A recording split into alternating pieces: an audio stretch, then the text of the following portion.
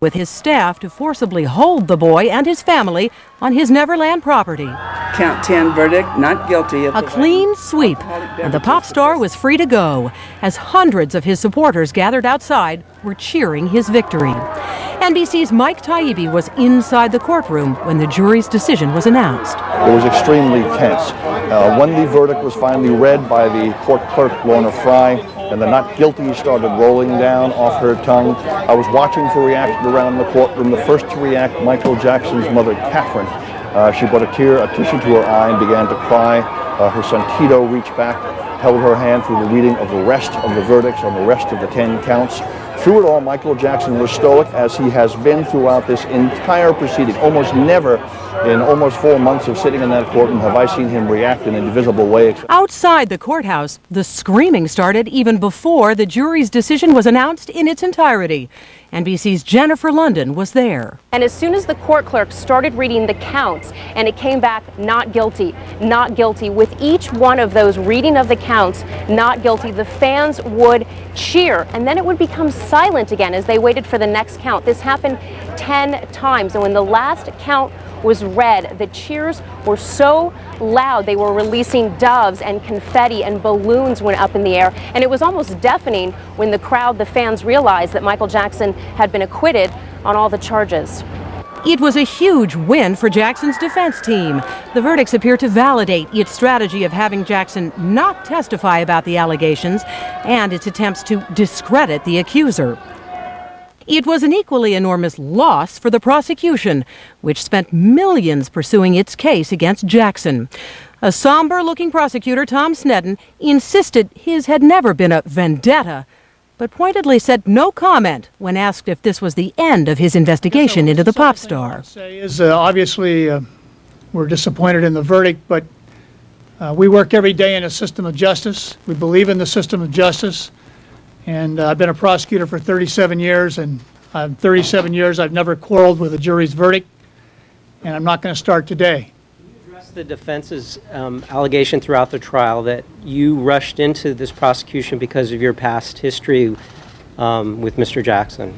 My past history of Mr. Jackson had absolutely, unequivocally, nothing to do with our evaluation of this particular case.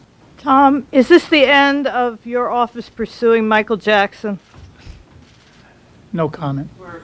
The men and women of the jury, even the alternates, appeared together afterwards. As a parent, it's something that you are constantly, every moment of your day, you're protective over what happens to your children. And I guess I might be speaking maybe for myself and a few others, jurors, that, what mother in her right mind would allow that to happen? The jurors had been at it for 30 hours over 7 days behind closed doors when they finally told Judge Rodney Melville they'd reached a verdict. Michael Jackson had an hour to get there from Neverland. His caravan of black SUVs arrived in front of the hundreds of supporters and demonstrators outside the Santa Maria courtroom. The frail megastar, looking visibly nervous, was surrounded by family members and greeted by his attorney, Tom Mesereau, who led him into the courtroom to hear his fate.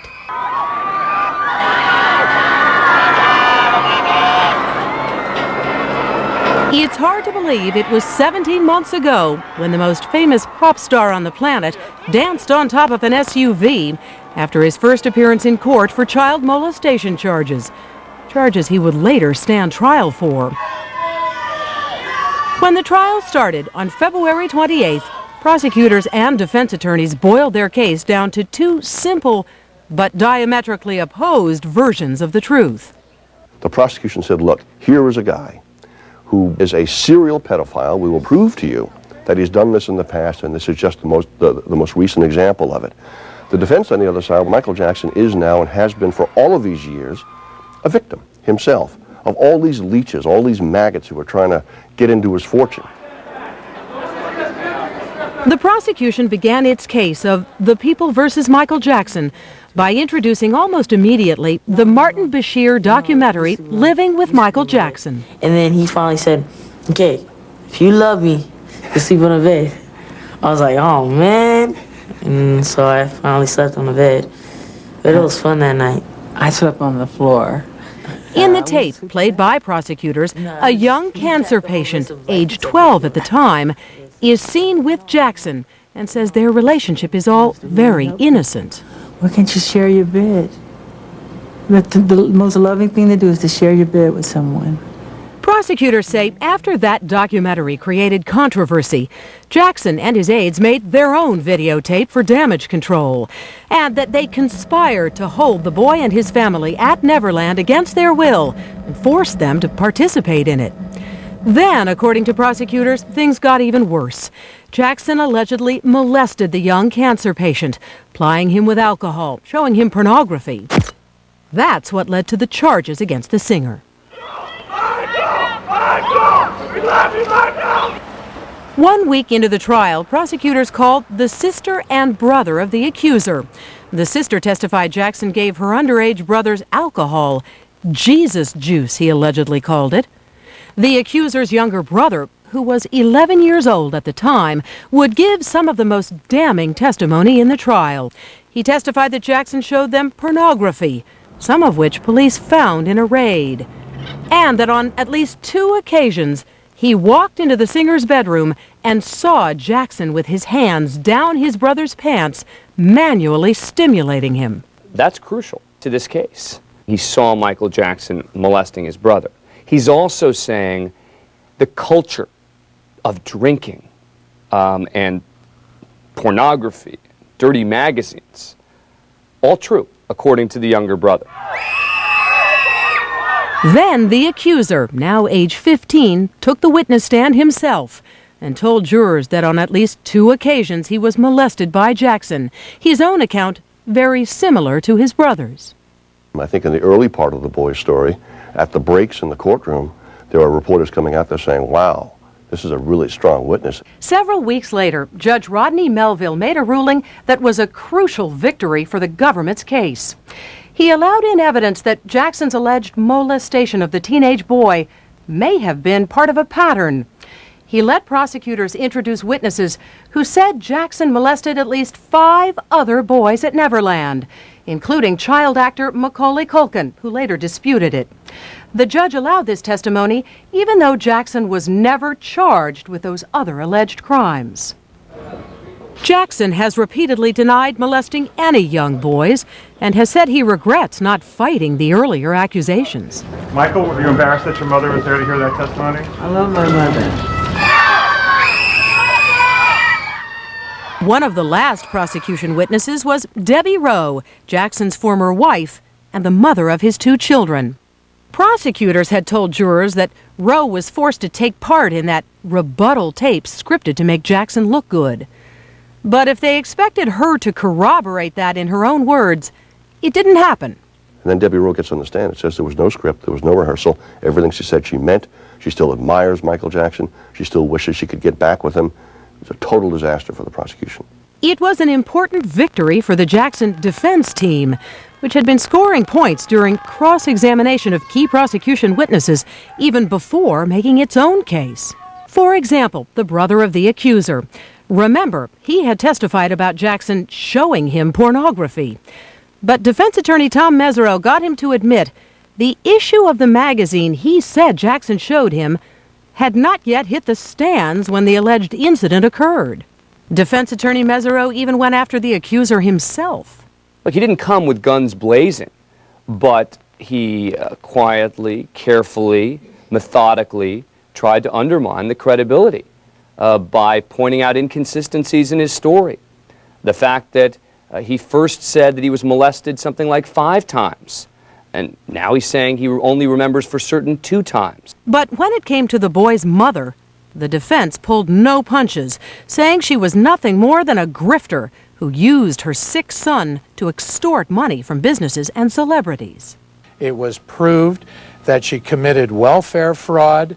She was, in short, totally unbelievable. The defense also tried to discredit the witnesses who said Jackson molested other boys. Most were former employees whom the defense said had all tried to cash in on their stories. And then the defense called a number of young men, including child actor Macaulay Culkin, who testified they had spent days and even months with Jackson, but had never been molested. It was important for the defense to come out and say, oh, you know, all those prosecution witnesses who said this kid was molested and this kid was molested, well, look, we've got those kids. They're saying they weren't molested. After 13 weeks and 135 witnesses, the case went to the 4-man, 8-woman jury. And then finally, it was over, a trial that had consumed more than 2,000 reporters from around the globe.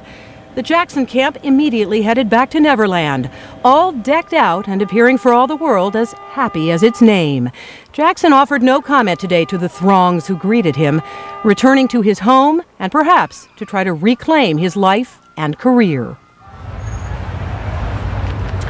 She is a longtime friend of Michael Jackson and was listed as a possible defense witness. Elizabeth Taylor never took the stand, but today she did release a statement. Here's what she said, quote, "Thank God Michael is vindicated for all time. Now maybe people will leave him alone," end quote. Joining us now is NBC News chief legal correspondent Dan Abrams. Dan, how apparent were the weaknesses in this case? You were here start to finish. They were apparent from the beginning. The question, I think, was, were the jurors going to be so offended by the other allegations? Were the jurors going to be convinced Michael Jackson had molested a child, maybe not this child, but a child, so that they would say, we can't let him walk? In the end, that didn't happen. Was this a case of missteps by the prosecution or an inherently weak case, or did the defense carry the day with its very effective cross-examinations? Well, it seems pretty clear that the prosecution fizzled from the outset. I mean, these jurors talked again and again about how much they disliked the mother of the accuser. They didn't like the way she looked. They didn't like the way she talked. They didn't like the way she snapped at times while she was testifying. All in all, they hated her. And that's exactly what the defense had hoped would happen here, is that this jury would believe the entire case is tainted because the mother can't be believed. And that is exactly what these jurors said. Dan, do you think Michael Jackson's celebrity worked in his favor? I don't think that this was all about celebrity. Some people are saying that he was acquitted because of who he is.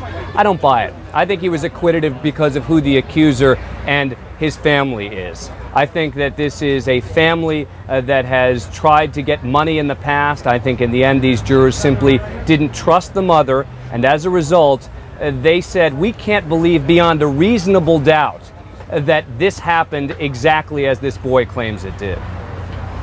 So ultimately it came down to credibility. Dan Abrams, thanks for joining us. All right, Stone. We'll be right back. When we come back, the Michael Jackson jurors speak out about the prosecution's case and the mother of the alleged victim. When she snapped her fingers at us, that's when I thought, don't snap your fingers at me, lady. When the Michael Jackson trial continues. Line Special. Here is Stone Phillips. Just over an hour after the verdict heard round the world. The years and has talked about it openly. He did so in an ABC documentary. Yes, we were very troubled by that. But again, as instructed by the judge, we had to stick to the facts of the case. We couldn't use our beliefs or our personal thoughts as to how this thing should end up. So we stuck to the facts, and that's how we based the whole case. How we decided that what we came up with was the final verdict, the final decision. And you found Michael Jackson not guilty on all 10 counts. In spite of that verdict, what is it that you hope Michael Jackson has learned through this process?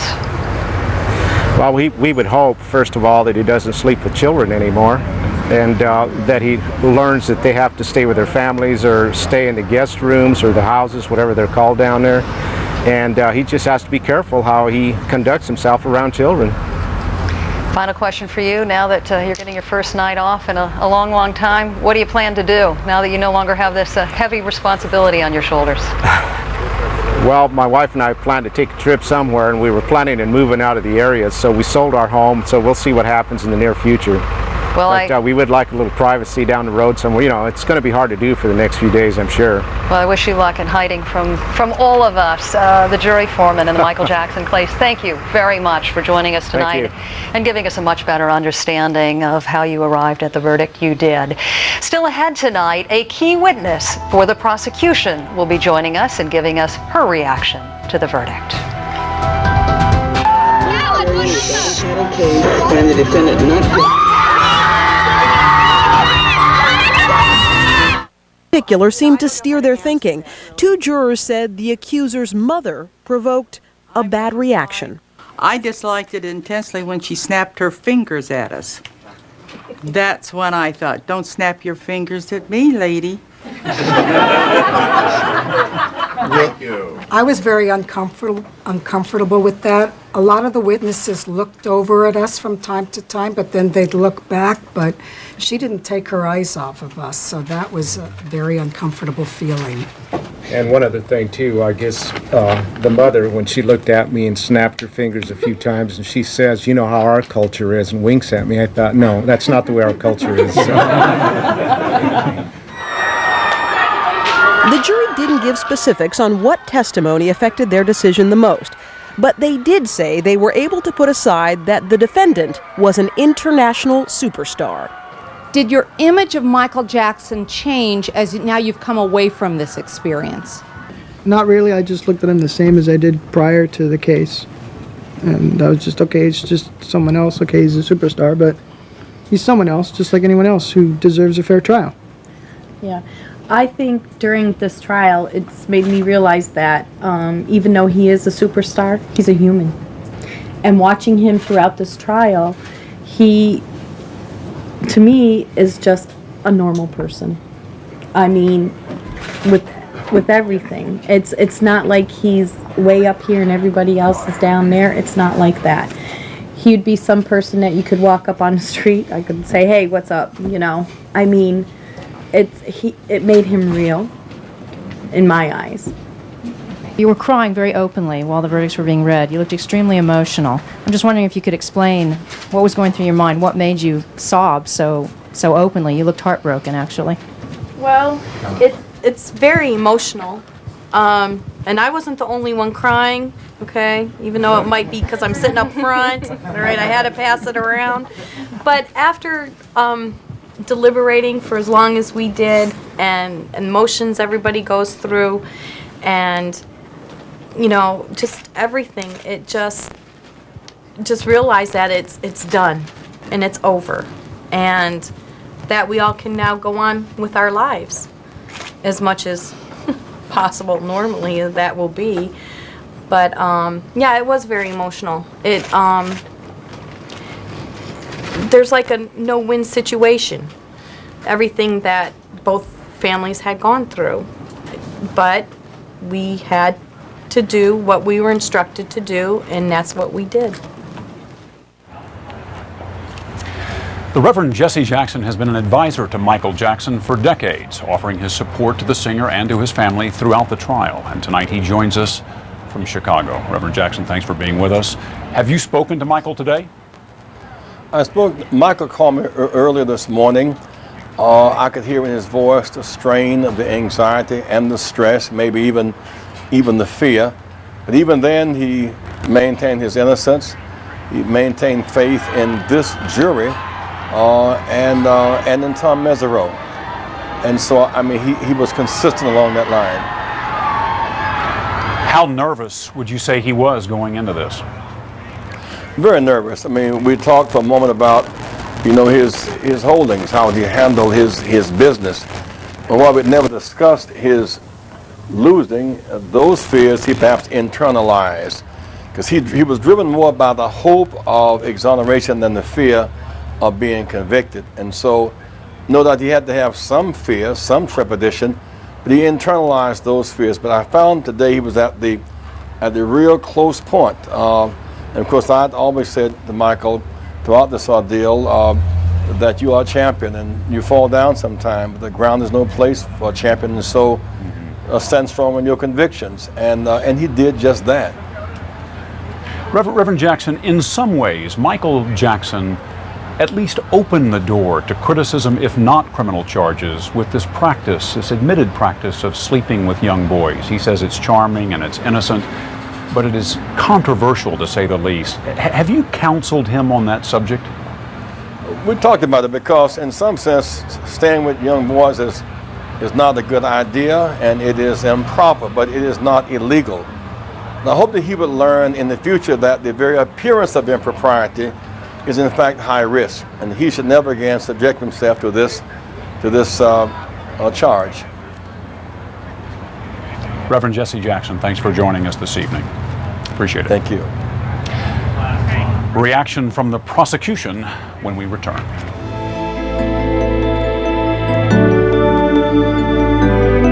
He hasn't put things back together.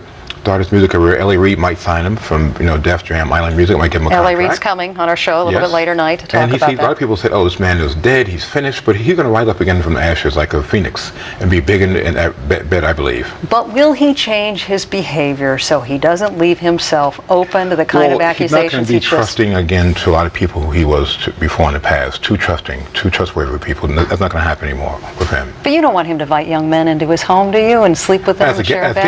As a guest, I mean, Neverland is a wonderful place. You would love Neverland as a grown woman. It's a wonderful place. But I think now he realized that it looks wrong. He won't do it anymore, I believe, personally. And did his family along the way say, Michael, we don't believe what they're saying about you, but just stop living that way, and maybe you could protect yourself better. True. Allegations, again, there were allegations. Kids come there. They haven't mentioned the fact that when people have children who are terminally ill, they might come there and see the movie theater. There's a bed there. I mean, this guy's giving millions of dollars away to charity, first of all. He's opened his home up to different events and that, and never talked about it. He felt very hurt about that. He felt that they were really lynching him in a way like that, the press and the public. They were being unfair to him. Do you think the United States or the American public will ever accept Michael Jackson like they once did? Yes, they will. Yes, they will. Now, this is behind him. Yes, they certainly will. He's found innocent. A court of law, United States of America. Thank God for that. And we thank you for joining us tonight, Thank you, Steve Paul. Manning. Appreciate it. Thank Appreciate you. your time. Michael Jackson's acquittal is a clean sweep for the defense and a disastrous defeat for the prosecution. Let's look at what went wrong from the prosecution perspective. Joining me now from Santa Maria, former Santa Barbara County Prosecutor Craig Smith, and from Los Angeles, prosecution witness Louise Palenque. Mr. Smith, we've talked a lot about the jury having some huge problems with the accuser's mother. In the end, what do you think was the single biggest mistake the prosecution made above and beyond using her as a key witness? I think the single biggest mistake they made was the decision to charge conspiracy. Conspiracy made it necessary to rely to a great deal on the testimony of the accuser's mother. And the accuser's mother was just a horrible witness. She was over-emotional, she was overwrought, she was over the top. As the jurors' comments in the press conference this afternoon indicated, they were completely turned off by her. And indeed, the bottom line, of course, the decision to charge conspiracy complicated what should have been a simple molestation case. It brought the accuser's mother into the forefront, and the accuser's mother tainted and poisoned the rest of the case. The prosecution opened themselves up to the criticism by the jury that if they were so wrong in their theory about the conspiracy, then could you really trust them on their theory about the molestation? But Ms. Palenque, do you really think that Michael Jackson would have been found guilty if the charges had been streamlined just to the molestation charge and getting rid of the conspiracy charge altogether? I don't think I'm in a position to second guess the prosecution's case. I think they had strong evidence for a conspiracy. I was called by the mother in a panic when she felt that she was being held by what she referred to as evil people in the middle of the chaotic incidents that ensued following the airing of the Bashir documentary. So it felt like the conspiracy was real to me from my own personal experience. Why do you believe the mother when so many of the jurors told us tonight that they didn't like the way she looked at them, didn't like the way she snapped her fingers at them, and they viewed her as an out and outright liar? Those weren't their exact words, but clearly when you listen to the sum total of what they said tonight, they did not believe her. I think we're talking about a woman who's been in survival mode for all of her adult life, and I don't think that she knows of any other way to conduct herself or to make herself heard. I think she feels like a person who has not been heard for most of her life, and there's a little desperation that goes along with that type of personality, and I think that's how she came across. She's an extremely excitable woman. Do you think that a child molester was set free tonight, Ms. Palanker? That's what I believe, because this boy is my friend and I believe him. I come to you with a bias. I am friends with the young accuser and I believe what he has told me. So, yes. Craig, it's interesting to note that one of the jurors said tonight during the news conference that among the most credible witnesses the prosecution put forward were Michael Jackson's housekeeper and her son, who alleged there was a tickling incident with Michael Jackson that led to child molestation. They apparently found that testimony credible, which was relating an incident that happened in the 90s, but certainly not the testimony of this latest accuser. Where's the disconnect there? Well, the disconnect is that when you present evidence of prior sexual offenses, the idea is that where there's smoke, there's fire. If he did it before, he's likely to have done it this time. And of course, from a very technical standpoint, the quantum of evidence they need to believe that the prior incident occurred is preponderance of the evidence, more likely than not. To find Michael Jackson guilty of the charged offense, they need to find proof beyond a reasonable doubt. And because of all the problems with the accuser's mother and the fact that there was no corroboration for what the accuser said, either in the form of physical evidence or in the testimony of other witnesses, the jury didn't have that abiding conviction to a moral certainty that we call beyond a reasonable doubt. Ms. Palanker, do you think family, they said no, they are not interested in civil suits whatsoever. Jamie Masada, thanks for joining us this evening. You're welcome. And we'll be right back. That he would have been convicted. So yes, it seems that way to me, but I wasn't in the jury room and I wasn't in court every day. I was only in court the day I testified, so I have a very limited scope in terms of my view of what they saw and what they felt that the judge had instructed them to do. And what they felt that they needed to do was up to them, and I'm not going to question their decision. Mr. Smith, Mr. Snedden made it quite clear in an answer and a non-answer to a follow-up question that he believes that perhaps celebrity is something that they either I would say underestimated in this case. How much of an impact do you think it had on the outcome? It definitely had an impact. You can't underestimate the impact of celebrity. Number one, the fact that he's a celebrity and he has wealth means that he's able to marshal a formidable defense. That's not something every defendant can do.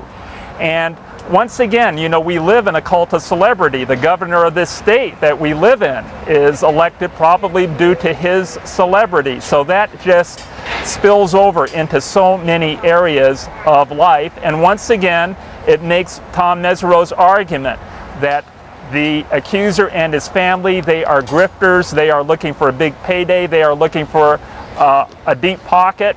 Being a celebrity provides that deep pocket. Final question for you, Mr. Smith. Do you think this will have a chilling effect on filing potentially of other child molestation cases in this country? It may have a chilling effect, but once again, it's only really going to have a chilling effect when it's celebrity on the other end, or a celebrity on the other end. In the everyday case, I don't think it's going to have that large an impact. I think it's going to be business as usual. Craig Smith, Louise Palanker, thank you both for joining us after a very long day that you have jointly endured here. Thank you. The Reverend Jesse Jackson says Michael Jackson was acquitted in the courtroom, but he's been convicted in newsrooms all across the country. He'll be joining us coming up right after this break. Once, he ruled the world of music. And he didn't just rule it, he transformed it. He was the Sinatra of his day. Singing and dancing while composing hit after hit.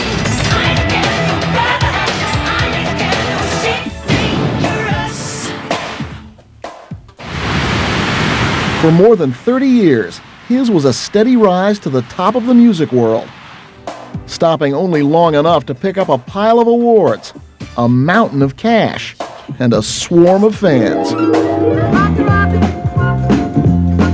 He was a child star who had everything except a childhood, a kid from Indiana who made it bigger in Hollywood than anyone could have imagined, a sensation from almost the first time he sang into a mic. Brothers Jermaine, Tito, Jackie, and Marlon vibed 70s funk in those day-glow colors. But the frontman of the Jackson 5 was the family's seventh child. And although it was Michael the public came to see, the fuel behind this stage family was someone audiences never saw, a frustrated musician named Joseph Jackson, a father who spotted the glint of talent in his children and pushed them hard to polish it.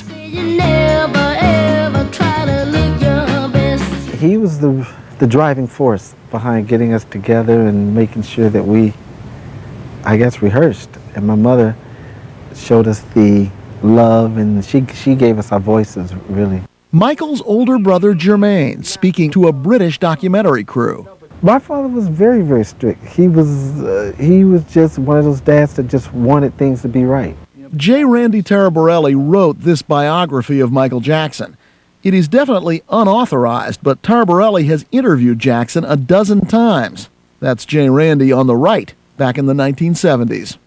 Things began to change for the Jacksons when Joseph decided that these kids were going to begin to toe the line and have to rehearse and be disciplined. Michael Jackson has said his father was more than just tough. He beat young Michael.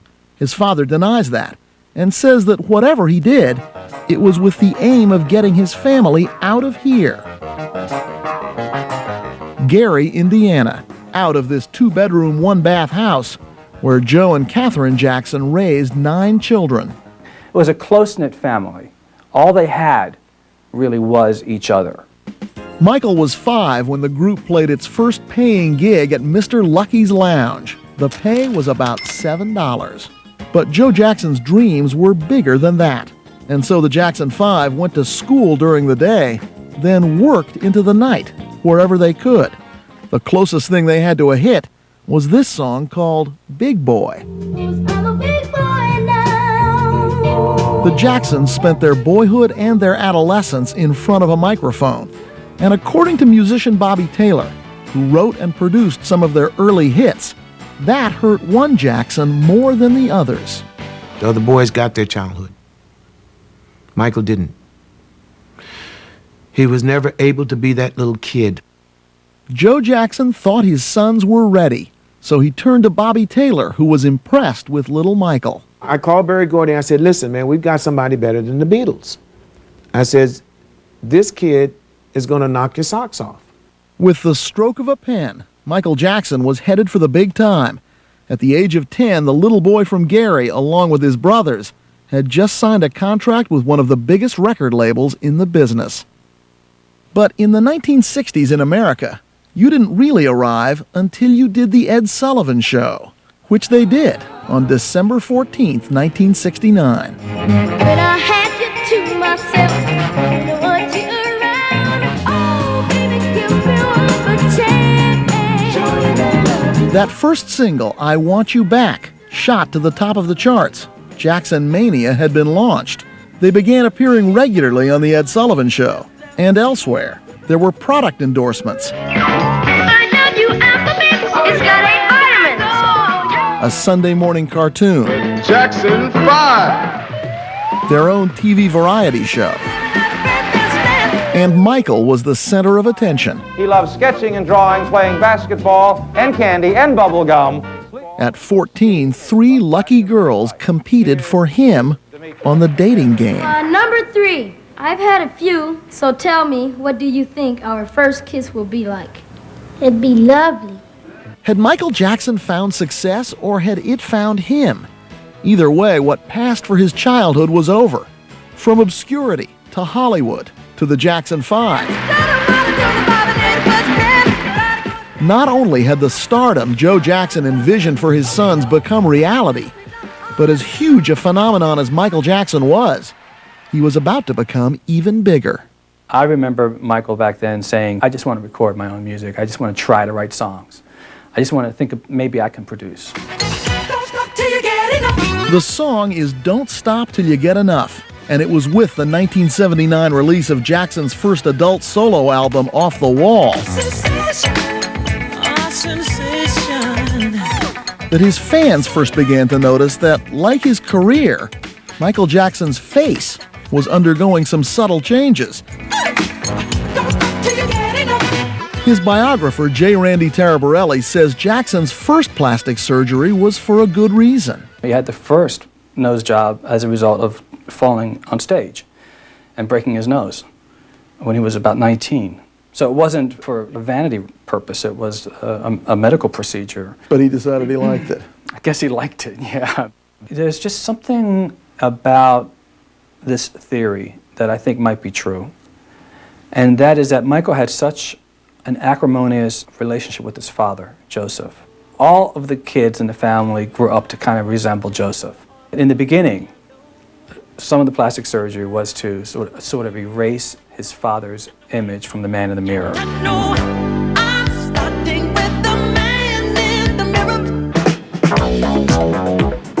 At least professionally, Jackson had few flaws to worry about. His next album would make music history.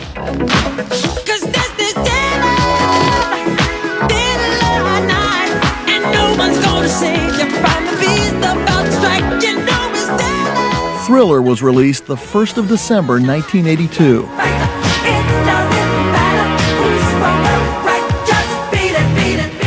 Nearly every song, nearly every video was a hit.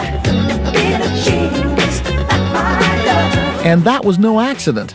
Michael Jackson saw it coming. Michael would put it in his mind that he wanted that album to be the biggest album of all times. He would actually write it on his mirror and look at it every day, that he wanted the largest selling album. It was written on a mirror in this home right here. He wanted to be the biggest entertainer of all times, and he wanted to have the most selling album of all time.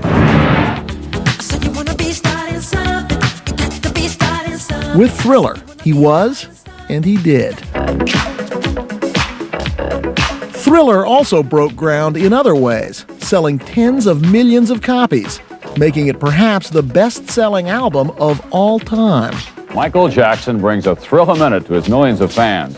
Sales increased enough for Thriller to go platinum 26 times.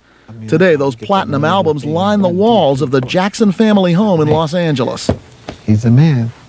And in the 80s, he surely was. He was ready to start making his own decisions, and he fired as his manager the man whose pressure to succeed had denied him a childhood, his father, Joe. Michael Jackson's talent will, without a doubt, be a huge part of music history. But it's likely his eccentric, self-destructive behavior will be a part of the record as well.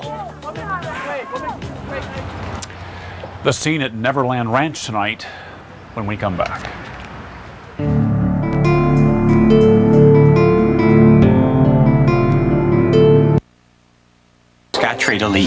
Dark at the bottom part of your screen, but I am told that Michael Jackson's father, Joe Jackson, has gone out to greet some of the fans, many who've been over there for 24 hours. Now you can make them out at the center of that fence.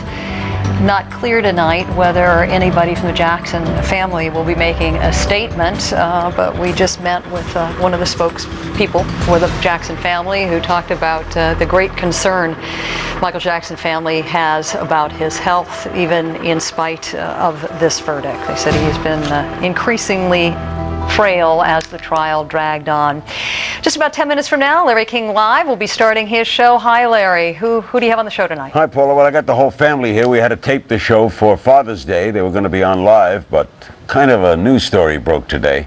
We've got the jury foreman, Paul Rodriguez, will be with us. Our outstanding panel of Ted Rowlands, Brooke Anderson, Jane Velez Mitchell, Michael Cardoza, Craig Smith, and your old friend Cynthia McFadden. And we also may be hearing from Jermaine Jackson, and Michael's lawyer will be with us tomorrow night. That's all ahead, though, Paula, with phone calls just about 10 minutes away. Doesn't seem like you missed a guest there tonight. Look forward to it. Thanks so much, Thanks, Larry. dear.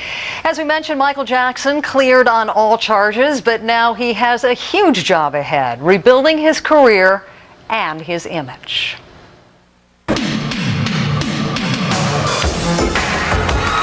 Superstar. Only a handful of celebrities ever achieve that status.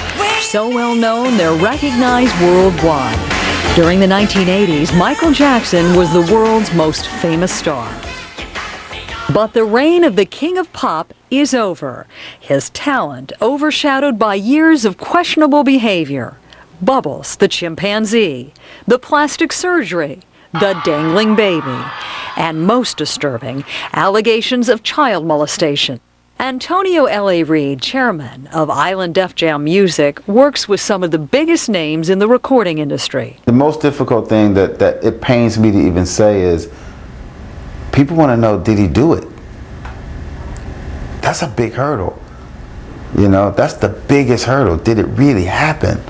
Are you really that guy that they say you are? Jackson isn't the first famous person to fall from grace. Most are able to pull themselves up again with minimal damage to their celebrity status. But for some, the charges are so serious, even if they are acquitted, like Jackson was today, they never recover. Media strategist Robbie Vorhaus says Jackson's case is unique because he's not just a celebrity, he's an icon. I think there are a lot of people who would say that it's going to be tougher for Michael Jackson because of how high he was. But as difficult a challenge it might seem, music industry and public relations experts say a Michael Jackson comeback is within reach.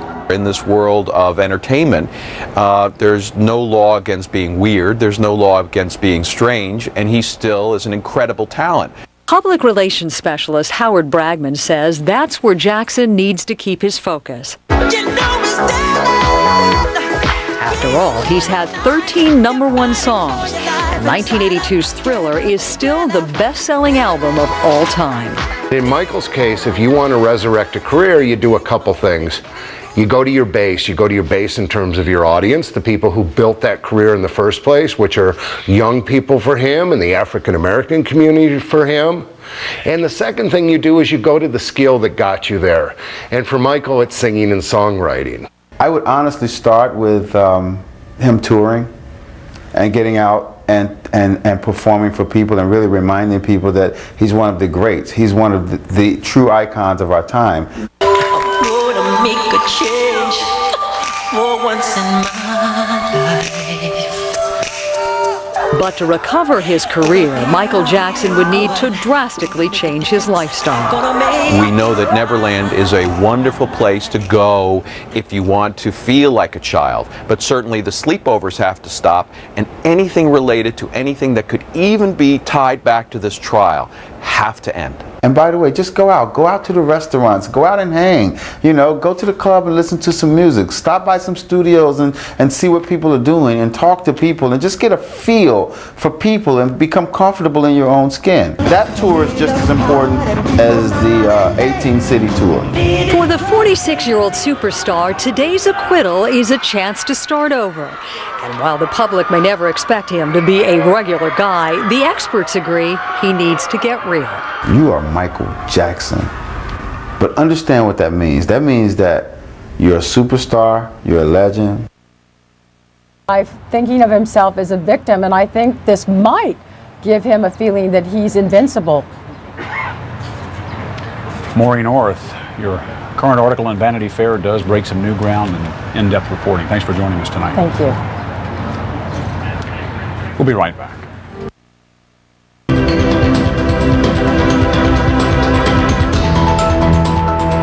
The magician, thank you so much for being with us tonight. Have you spoken with Michael since the verdict came down? No, I haven't, but I've spoken to Randy. And I just want to make a statement saying that people saying he can make Michael make a comeback. I understand. No one can sing and dance like Michael. Michael has an abundance of talent. Of course he can make hit records. He can sell millions of records. No one can do what he does. He's the best at it.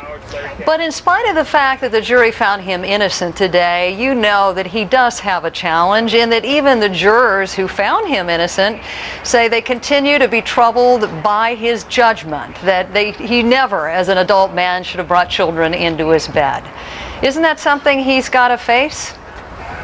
Well, let's see what the future brings. Let's see how Michael lives in the coming future, in the weeks and months and years to come. I think Michael's very intelligent. He understands that he can't help children. Every time he tries to help someone or do something good, somebody come and put him in a trap or something. It's horrible. So how do you hope he'll change his lifestyle given what he's been through since the end of January when his jury selection started? This is what I think Michael's going to do. I think Michael's going to throw himself into work. I think he's going to start writing, producing music, and do what he does best. That's what God put him here for, to perform. And I think that's what he's going to do. Does he feel like he's let anybody down, let his fans down? Because of even the problems Jesse Jackson acknowledged tonight, he's brought on himself. Michael could never let his fans down. You have to understand Michael's fans. That's impossible. That's totally impossible. There's nothing Michael could do to let his fans down. Nothing. And they are like from all over the world. And he didn't let you down at all with Oh, absolutely not. I've been knowing the man 22 years. I know his character. I tell you who let me down. Nancy Grace, Lisa Bloom, Diane Dahmer, convicted a man in the press. That's what I mean. All of them should be fired for doing what they did. It's horrible. You're a reputable journalist and you do good work. I respect you. That's why I agreed to do your show. But the rest of them, I'm telling you, they're no good. Well, thank you for your very generous compliment. I appreciate it, and we appreciate your joining us tonight to talk about your good friend, Michael. And that wraps it up for all of us here. Our pleasure. Thank you again for being with us tonight. More on the impact of this verdict tomorrow night. Same. Tonight, Michael Jackson walks away a free man, acquitted on all counts in his child molestation trial. We'll hear from reporters who are inside the courtroom and outside among the fans for the dramatic climax to this trial. And we'll speak with Jackson camp insiders and more, and it's all next on Larry King Live.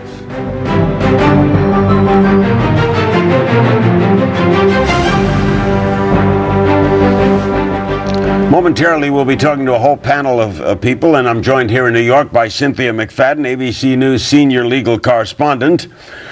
We spoke on the phone earlier with Jermaine Jackson, one of Michael's brothers, and we'll be talking with him by phone tonight during the program. And tomorrow night, Tom Mesereau, the defense attorney, will be our exclusive primetime news guest. That's tomorrow night. Tom Mesereau, the defense attorney. But let's begin in the opening segment with Paul Rodriguez, better known as juror number 80, the jury foreman, the retired high school counselor. How tough was this for you, Paul, first to serve on jury duty? It was tough because it's been at it since about the middle of January when I first got my summons to appear for jury duty. So it's been tough. It's been a long, long haul. Was there a key to this decision? Was there a key to this decision? Yeah. Yeah, we just couldn't buy the story of the mother for one, and the corresponding stories of the children. They were too much like the mothers, although it's almost like they rehearsed it in so many ways. And anyway, some of the timelines weren't matching up. So yeah. Those were the things we probably looked at. Was it difficult not to hold all the prior things against him? The film, the settlement years ago, did that enter into the discussion? Yes, it did. It entered into the discussion, and we probably spent quite a bit of time referring to that case and coming back to it on various occasions, just depending on what we were talking about or deliberating about at that moment. So yeah, it did enter into it, but in the final analysis, that's not what we needed to use for determining the guilt or not guilty verdict. When you left on Friday, did you have a pretty good idea it would be over on Monday? No, we did not. When we left on Friday, we all decided that we needed to do something to get away from this and just think about other things, because we knew it was going to be, we thought it's going to be another few days before we would finish up. And we just didn't think it'd go this quickly, especially not today on a Monday. So what happened today? Well, what happened today is that we started out with this whole thing on the conspiracy charges, and that was on day one, and we couldn't get anywhere even after reading the instructions over and over again. There's 98 pages of instructions, and so we referred to that, and since we were just at opposite ends and too many issues there, so we decided to go on to something else. And after we did that, just a few things were left, plus a conspiracy charge, so we went back to that, and we had a clear mind and a clear focus on what we needed to do, and that's how we ended the day, or ended the whole Are you saying that the other charges were clearer than the conspiracy? No, there was some, we had to do a timeline in order to get the charges clearer in our minds as far as the molestation charges, but that just seemed to come together a lot faster than what we thought it would. We thought that would be one of the toughest things, but it came together a lot faster than the conspiracy. And the conspiracy, we might have been able to get that done sooner, but we decided that, you know, let's go see if we can get some other issues taken care of, and we'll come back to that, and that's basically the way we approached it. I don't want to knock pundits, Juror 80, but most of the pundits said the conspiracy was the easiest one. That would be not guilty. The hardest would be the others. Yeah, it was. That's why I say we came back to it, and I don't know why we just tabled it, but we decided to table it, and you're right, it was one of the easier ones to do, but I think that also it balanced out with just by completing the other charges against him. How did Michael appear to you in court? What was it like to look at this for all these days? Well, there for a while, you know, you look at him and you watch his demeanor, you watch his body language, and yeah, there was days he looked awful. You know, there was days he looked like he had plenty of sleep. But after a while, you lose concentration that he's even there. You know, you're focusing on what's been said in the courtroom, what the lawyers are saying, what the witnesses are testifying to. So he became like secondary to the whole thing, although that's why we were there in the first place, is because of him. When it was finally decided unanimous, not guilty, were you happy for him? No, not really. I think it's just a job that we had to get done, and we did the best that we could.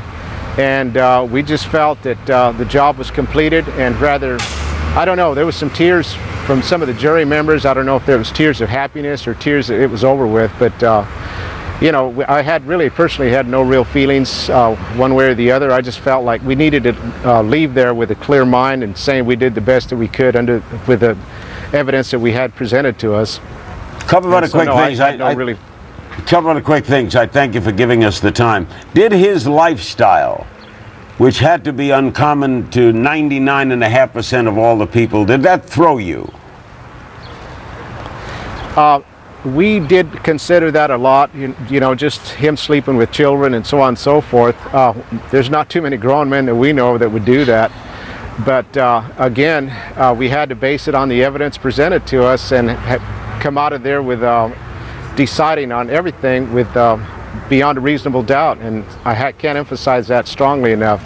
So if the evidence was there, we would have worked with it, but there was a lot of things lacking, so we just didn't have anything that we needed to complete the case. One other thing before I let you go, Cynthia McFadden has a question for you. Cynthia? Yeah, I was wondering, the allegations of past abuse that the prosecutor presented, the so-called 1108 evidence, did you find any of those other allegations credible?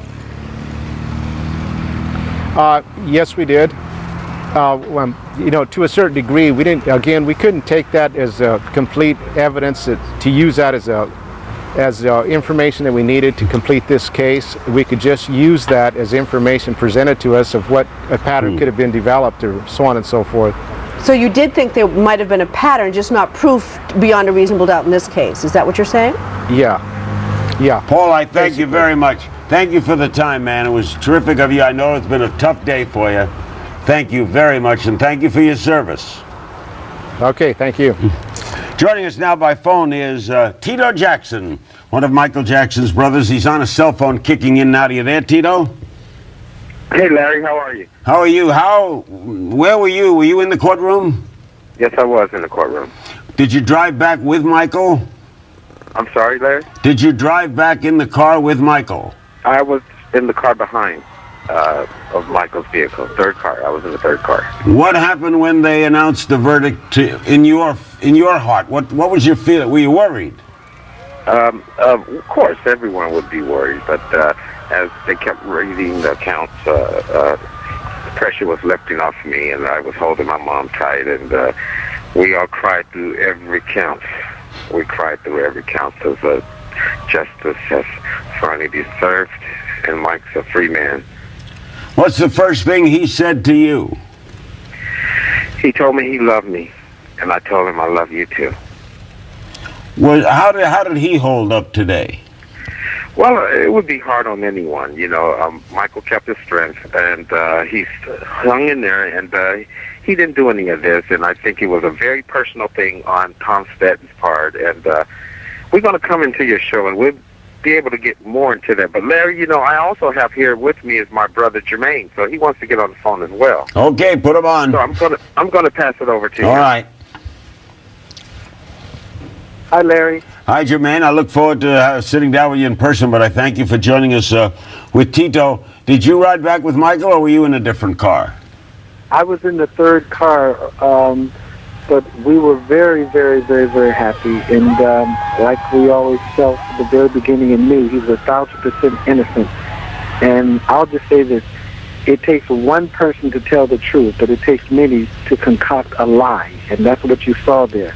And I just feel that the community up there in Santa Maria is a wonderful community. They're wonderful taxpayers, but the people who are in power and who are in authority, boy, they need some work, because what they have done what they tried to do in the lies that they put out there against my family and Michael is just ridiculous. And at the same time, to report, there are reporters reporting all this stuff and going on and on and on, and then go take a poll and try to see what the poll is going to be around the U.S. is just unfair. I mean, we kept quiet because we knew all the time justice was going to be served. It was on our side. So we can't control what the media is going to say because they weren't reporting the right thing. So they were persuading all the viewers and all the public's opinion.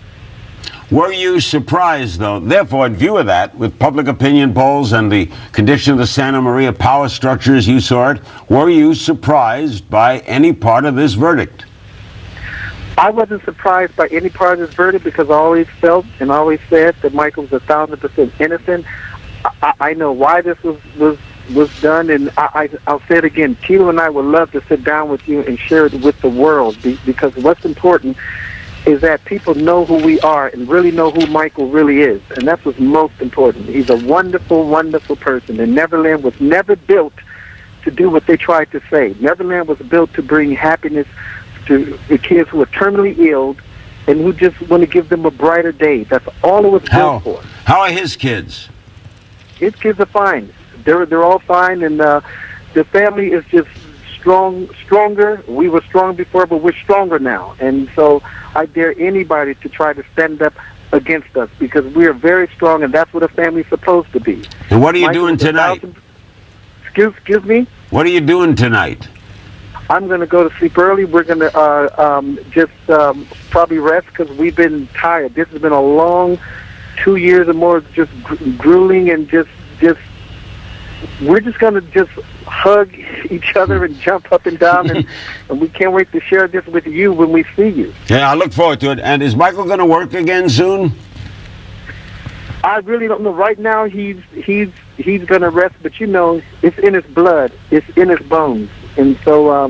But he's going to rest right now and get past all of this. But I will say, thank you to all the supporters around the world and the people who always believed and still believe in my family and Michael and all of us. So thank you very, very much, Larry. Thank you, Tito. Do you want to stay on or you want to come on later in the week?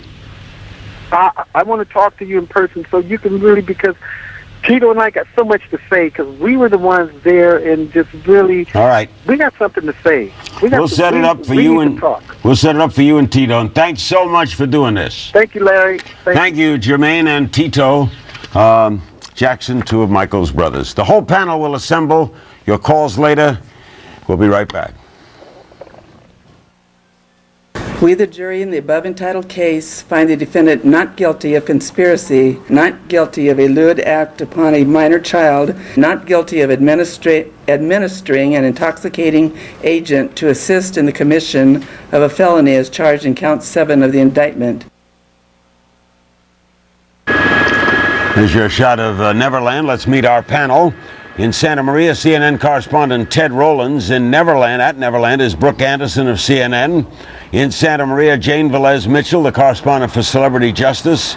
Michael Cardoza, defense attorney and former Alameda County prosecutor.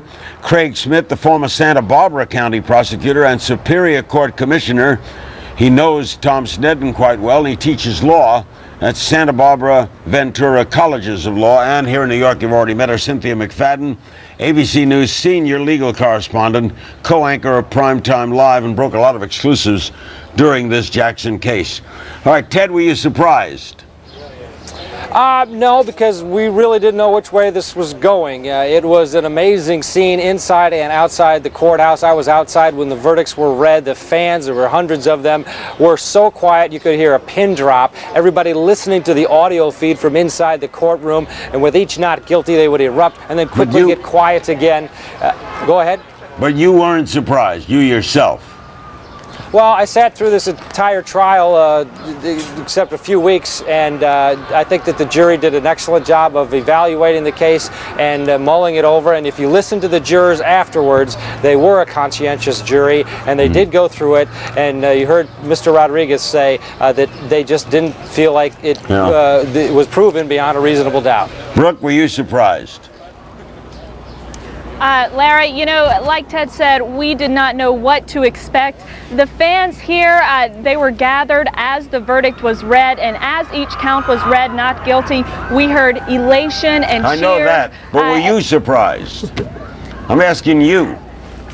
Honestly, you know, I guess I was a little bit surprised that all 10 counts not guilty, but then you never know what these 12 jurors are thinking, and this is what the jury found, and this is what we're going to go with. Cynthia, you surprised? Yes, I was surprised, Larry. I'll tell you why. Usually when the state gets to offer evidence like it did in this case, the 1108 evidence, which is really powerful evidence, these past allegations of bad acts, it's very difficult for the defense to prevail. So yeah, I was surprised. I think this was an absolute rejection of the prosecution argument. Like claim. A wipeout, right? It was a wipeout. And I have to say I was surprised that the prosecution was able to get absolutely not one vote for... Jane Velez Mitchell, were you surprised?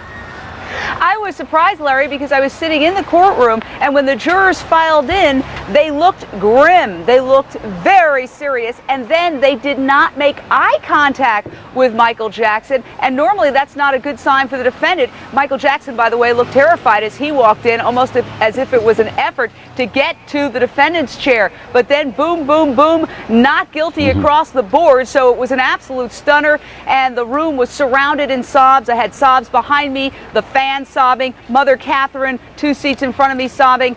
Michael Jackson had the tissue going up to his eye, and those on the side who could see him said he was crying. His attorney, one of them, Susan Yu, was sobbing. And then I look over at one of the jurors, who's a mother of 4, and she was sobbing outright. So a lot of tears in that courtroom. Michael, same question of everybody. Were you surprised?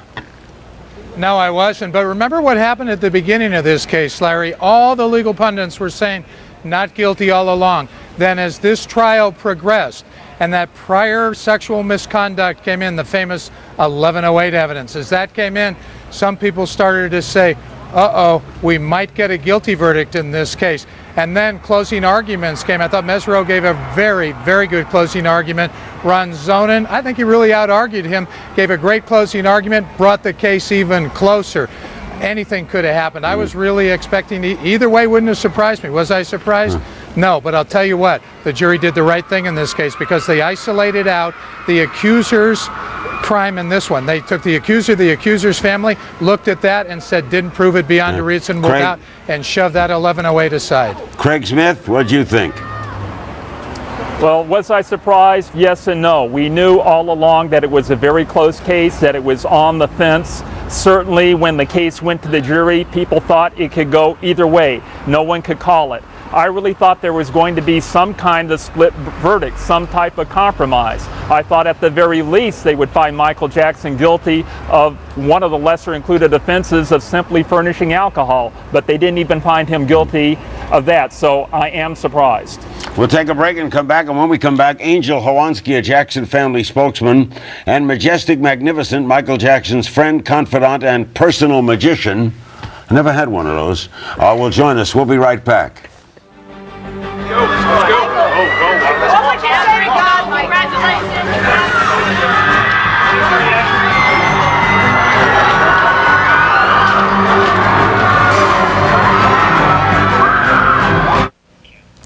We're joined now in Santa Maria, California by one of Michael Jackson's closest friends and confidants, Majestic Magnificent, who is called Michael's personal magician. What does a personal magician do?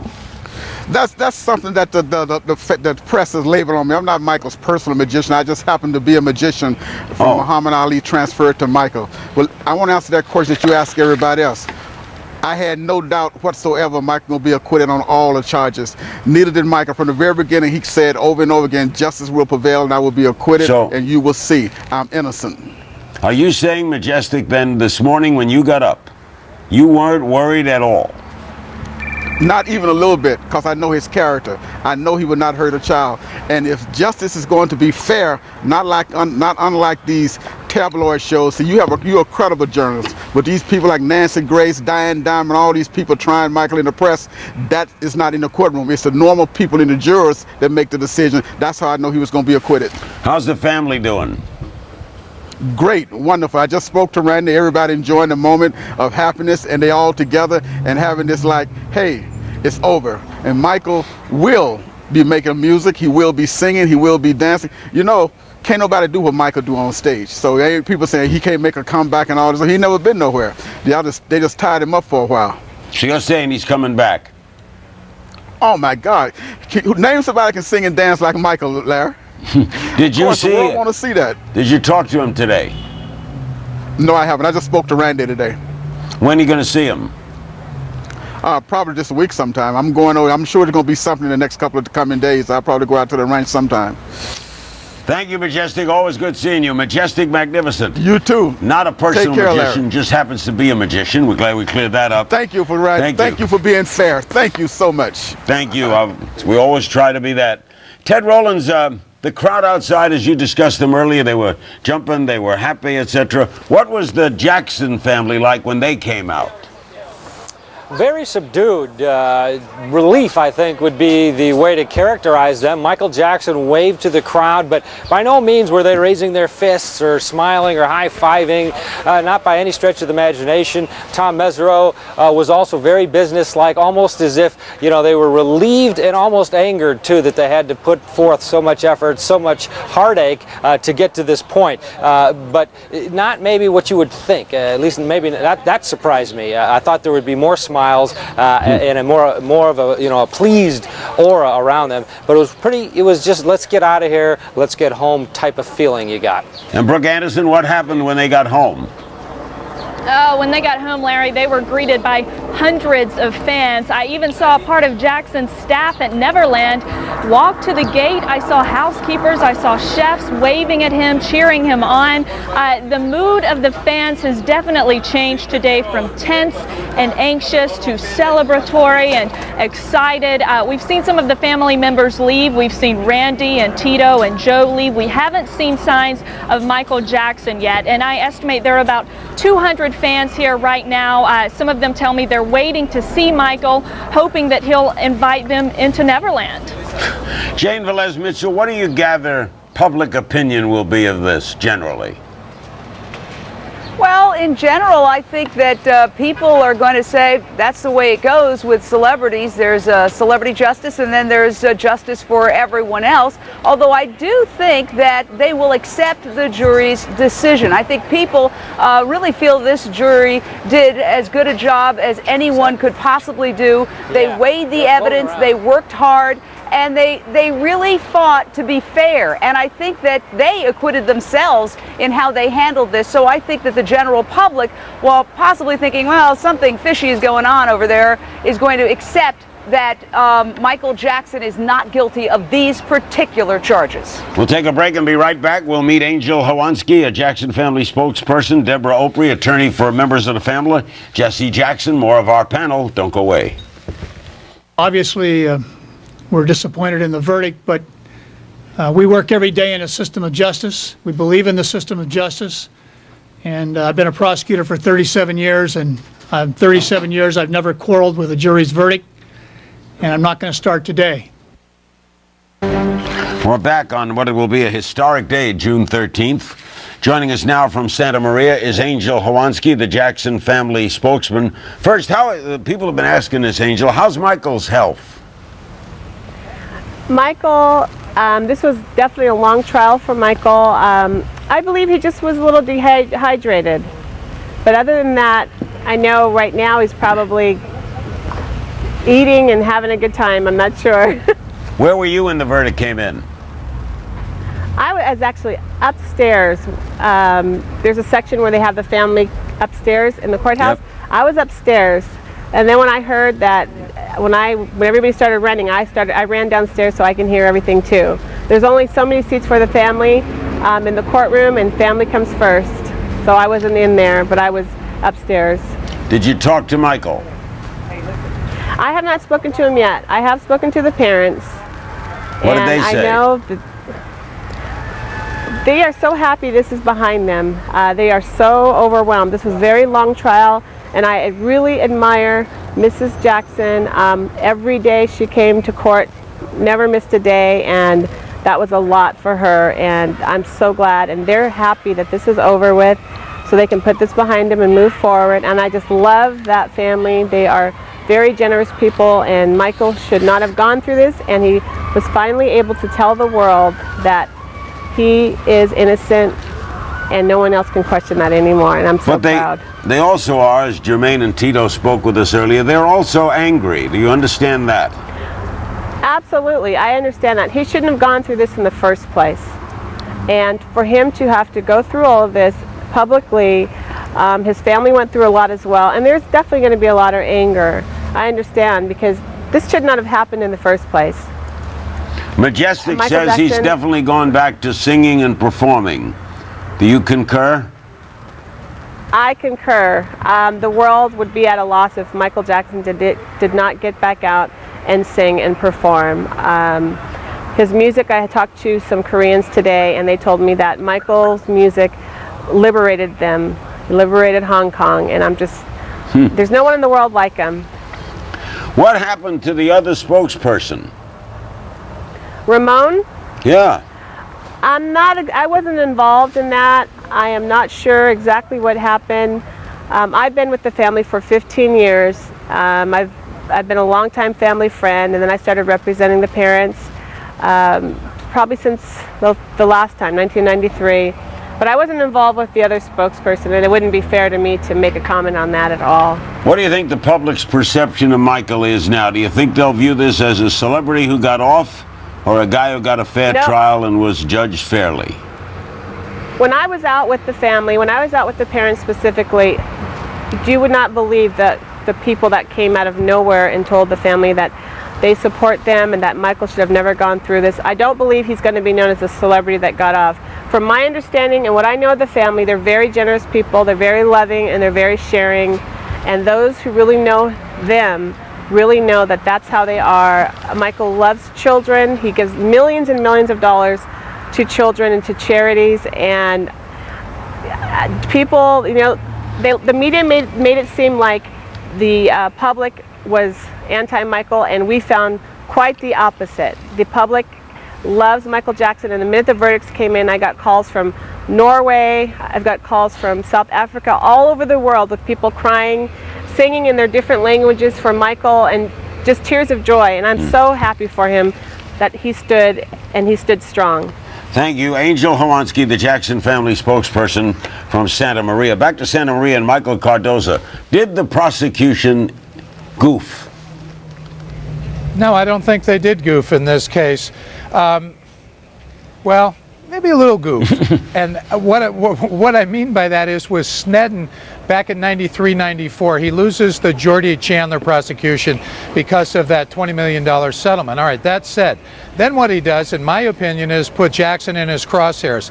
He's looking to get Michael Jackson. And I'm sure he believed Michael's a pedophile. So he's saying, I got a pedophile loose in my county, not going to happen. Then this family walks in. I think he was a little too quick to believe them and didn't really look at their background that carefully, didn't look at the J.C. Penney case, didn't look to the fact that they committed perjury in that case, brought this case, and what he did, he bolstered this case with a prior misconduct, a sexual misconduct. That made this case a lot stronger. But as I said, the jury did the right thing. They looked at this case and said, you didn't prove it. Cynthia, think they were too zealous? The prosecutors? Yeah.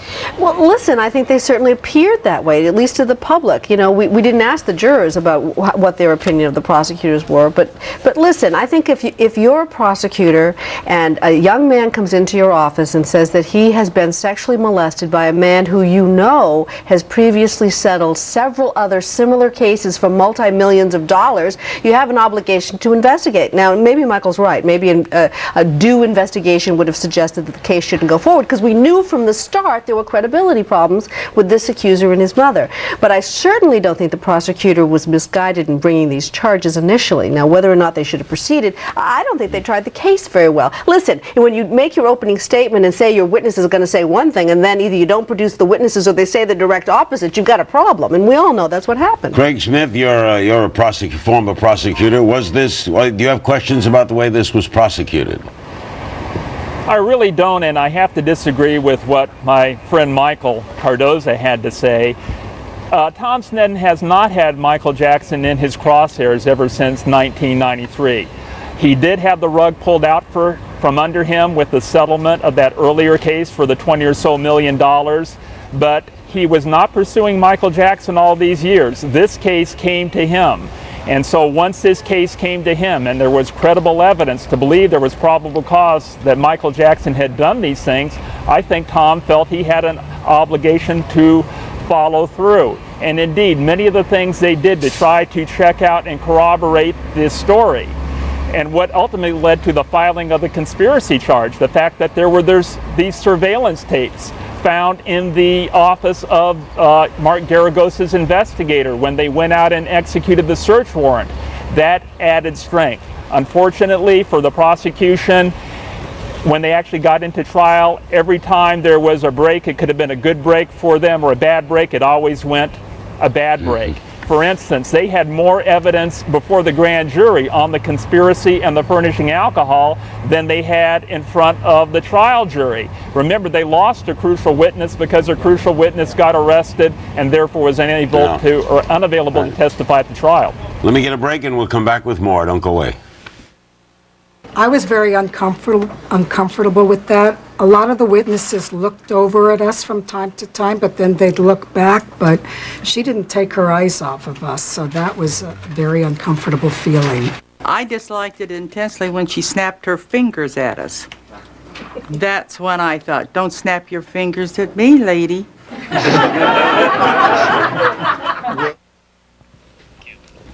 We're back on Larry King Live. That's the fingers of Ted Rowlands holding the latest edition of the Santa Maria Times. Not guilty on all counts. Understand, Ted, you also have a poll result, right? Yeah, CNN USA Today Gallup poll is out already on this. Verdict in the Michael Jackson case. 34% of those polled say they agree with it. 48% say they disagree. This is an interesting one. Outraged by the verdict in the Jackson trial is the question. Yes, 24%. No, 73%. Clearly people maybe not agreeing with the verdict, but by no stretch of the imagination outraged. And then the question you asked everybody, are you surprised by the verdict? Yes, 47%. No, 52%. The latest. Surprised, Cynthia? Of CNN and Are you USA surprised Today. at that poll? I think that's really interesting. 34% supported and 47 don't? 48% disagree with the verdict. You know, it's really hard, especially when you're not in the courtroom, Larry. I mean, it's easy to have a 3,000-mile-away opinion. And I think that, you know, those of us... Well, you haven't attended the trial. Yeah, we haven't seen it all. I mean, one of the virtues of having a camera in the courtroom is that the public actually has a much more informed opinion because they get to evaluate the witnesses for themselves and not through the filters of those of us in the courtroom. Jane Mitchell, why do you think more people aren't upset? They may disagree with it, but only 30% or less than 30% are upset. Because they've been hearing about this case from the beginning, and they've been hearing about the problems with this case, the timeline, the conspiracy charge that was so problematical, the cover-up. The conspiracy begins 19 days before the alleged molestation, and pundits have been saying, what are they covering up before an alleged incident even occurs? And the jurors themselves said during their news conference that the timeline did bother them. There were a lot of things that just didn't make sense and add up about the prosecution's case, and they never fully explain them away. And you can't convict somebody because you have a gut feeling or something doesn't seem right when you have a 98-page jury instruction book. Chicago to Reverend Jesse Jackson, the spiritual advisor to Michael Jackson, founder and president of the Rainbow Push Coalition. Were you surprised, really? Well, I had a queasy feeling. Really, I felt the pain and the stress. I hoped for the best. I really expected the worst. In the sense that the jury was never sequestered, and there were really two trials. That was the public media trial, and that was the courtroom trial. And then in the media trial, you had the talk show host, whether it was Nancy Grace or O'Reilly and 1,000 others, said Michael was guilty. Over and over again, court TV, Michael is guilty. And yet in the courtroom, they discern opinions and impressions from fact and evidence, and they were able to make the distinction, and I was delighted that they did, but I was not sure that they could. Did you talk to Michael? This morning, he called me this morning. We did have a talk today. Michael has had a combination of the extreme excruciating pain in his back, fall he had in Munich, Germany, complicated now by the stress he is going on there. And I suppose with that kind of pain and stress, it takes away your appetite. So he lost a lot of weight. But somehow his own sense of his own innocence. And he felt confidence in this jury, confidence in Mesereau, and he felt that he would be, in fact, exonerated today, and in the end that happened. Did you pray with him on the phone? What was the call about? Well, he called because there was concern about the outcome of the trial today. And throughout the thing, excuse me, I've said to Michael, as he declared his innocence, that if you have, the jury has the fate, you must have the faith and God has the power. That you are a champion. And sometimes, excuse me, champions fall down, they get up again. The ground is no place for a champion. And I tried to keep his spirits bolstered. Thank you very much, Jesse. Reverend Jesse Jackson, the spiritual advisor to Michael Jackson from his hometown of Chicago. We'll be back with more of our panel. Don't go away.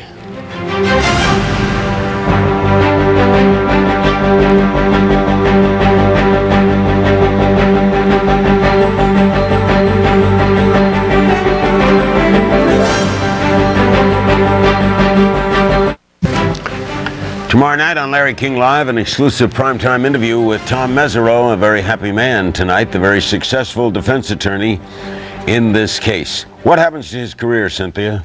Home run. I mean, nothing could have been more high profile. Tom Mesereau has a lot to applaud. He's through the roof now, right? He is. I mean, he will be getting phone calls from everybody who gets in trouble. Certainly. Cardozo, you jealous? Am I jealous, you know? On a certain level, sure, I would have loved to have tried this case, but kudos to him. He tried a heck of a case. He put it on the line. He did it all. He did it right. He won. That's great. I'm really happy for him. I think he's a great guy. I talked to him a little bit during the trial because the bailiffs would shoo us off. You know, don't talk, you can't talk. But I think it's great for him, and I'm really happy for him. And if I might add, you know why people are mad, Larry? Remember that poll you just talked about? Because there are some people who by that 1108, the past prior sexual misconduct, think that Michael Jackson's a pedophile. And if they have that mindset, they're going to say, I don't care if he did this one. I would have found him guilty and I would have kept him off the street. I'm not letting him at another little boy. And those are the people who say they're outraged. Craig, do you think the viewer at home was thrown by the pundits?